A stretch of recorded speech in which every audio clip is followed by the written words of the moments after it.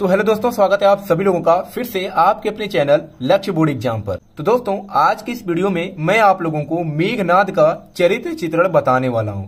और ये जो क्वेश्चन है किन विद्यार्थियों को पढ़ना है, तो जिनके भी जिले में तुमुल खंड काव्य चलता है, ठीक है, जिनके जिले में तुमुल खंड काव्य चलता है, क्लास 10th के विद्यार्थी, उनको क्या करना है, मेघनाद का चरित्र चित्रण याद कर लेना है, इसको तैयार कर लेना है, क्योंकि पेपर में बहुत बार पूछा गया है मेघनाद का चरित्र चित्रण। तो वीडियो को पूरा देखिएगा, कैसे आपको लिखना है, कितना लिखना है, सब कुछ मैं आपको बताऊंगा और बहुत ही सरल तरीके से बताऊंगा। अगर आप ऐसे पेपर में लिखते हैं तो 1 नंबर भी आपका नहीं कटेगा। तो कैसे लिखना है, मेघनाद तुमुल खंड काव्य का प्रमुख प्रतिनायक है। इनके चरित्र की प्रमुख विशेषताएं निम्नलिखित हैं।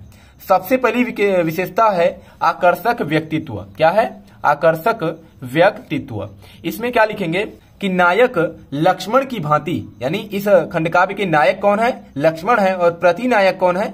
तो मेघनाद है। तो नायक लक्ष्मण की भांति ही मेघनाद भी आकर्षक व्यक्तित्व का स्वामी है। उसके तेजस्वी स्वरूप को देखकर सभी की दृष्टि उस पर ठहर जाती थी। रणभूमि में उसके उन्नत ललाट, ऊंचे भाल, नीले गात अर्थात शरीर, चंद्र जैसी शोभा, लंबी चौड़ी छाती, लंबे पुष्टबाहु देखकर लक्ष्मण भी उसके सौंदर्य की प्रशंसा करते हैं। इससे स्पष्ट होता है कि जो मेघनाद था वह आकर्षक व्यक्तित्व का व्यक्ति था। दूसरा आपको हेडिंग डालना है परम शक्तिशाली एवं सूरवीर। ठीक है, क्या है?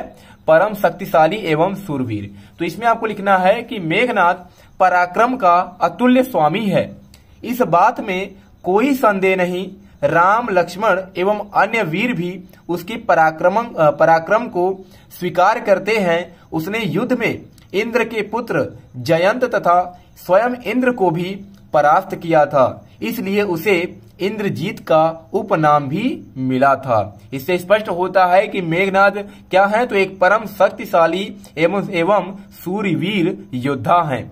क्योंकि इनकी जो प्रशंसा है, इनके शक्तिशाली की जो प्रशंसा है, वो खुद लक्ष्मण ने भी किया था और इन्होंने इंद्रजीत का उपनाम भी इन्हें मिला था। क्यों मिला था? क्योंकि ये स्वयं इंद्र को भी क्या किए थे? परास्त किए थे। तीसरा हेडिंग है अति आत्मविश्वासी एवं अभिमानी। अभिमानी का मतलब थोड़ा सा इनके अंदर क्या था? घमंड था। तो यही है अति आत्मविश्वासी एवं अभिमानी। मेघनाद को अपने बल, शौर्य तथा शक्ति पर अत्यधिक विश्वास है। वह प्रतिज्ञा करता है कि यदि विजयी होकर नहीं लौटा तो फिर कभी युद्ध नहीं करेगा। वह अपने प्रण को पूरा करने में सफल भी होता है। जैसे इसमें बताया गया है कि मेघनाद जब भी ठान लेता था कि मैं अगर इस युद्ध को लड़ने जा रहा हूं तो इसको मैं जीत कर ही आऊंगा, क्योंकि उसको अपने आप पर घमंड था, उसको आत्मविश्वास था, अपने सूरवीरता पर, अपने अंदर के बल पर, शौर्य पर उसको क्या था? अत्यधिक विश्वास था। ठीक है, तो इससे स्पष्ट होता है कि जो मेघनाद था वह अति आत्मविश्वासी था और अभिमानी व्यक्तित्व का व्यक्ति था। फिर उसी में आपको आगे लिखना है कि परंतु वह अभिमानी भी है। लक्ष्मण द्वारा अपनी प्रशंसा सुनकर वह विनम्रता का नहीं बल्कि अहंकार का प्रदर्शन करता है। तो इससे स्पष्ट होता है कि वह अभिमानी भी है। जैसे अगर कोई मान लीजिए 2 व्यक्ति है, एक व्यक्ति दूसरे व्यक्ति का अगर प्रशंसा करेगा तो वह कहता है कि इसमें प्रशंसा करने की क्या बात है, मेरे अंदर तो वो काबिलियत है, मैं वैसा हूं ही। ठीक है, तो यह क्या थे? उस प्रकार का व्यक्ति थे। यानी लक्ष्मण जब इनकी प्रशंसा करते थे तो इनको लगता था कि मैं तो पहले से हूं, प्रसन्नता की मुझे कोई जरूरत नहीं है, मुझे कोई प्रशंसा की नहीं जरूरत है, मेरे अंदर वो शक्ति है, मेरे अंदर वो शौर्य है। तो ये इनसे स्पष्ट होता है कि ये अभिमानी भी हैं। चौथा हेडिंग है परम पितृभक्त। पितृभक्त का मतलब है कि ये अपने पिता की हर बात मानते थे, परम पितृभक्त थे। भले ही मेघनाद राक्षस राज रावण का पुत्र है, परंतु राक्षस होने पर भी वह उच्च गुणों से संपन्न है। वह परम पितृभक्त है। वह सामने आने पर रावण के चरण स्पर्श करता है। वह अपने पिता को चिंतित देखकर व्याकुल हो उठता है। वह अपने पिता की संतुष्टि के लिए भीषण रण करने से भी नहीं घबराता।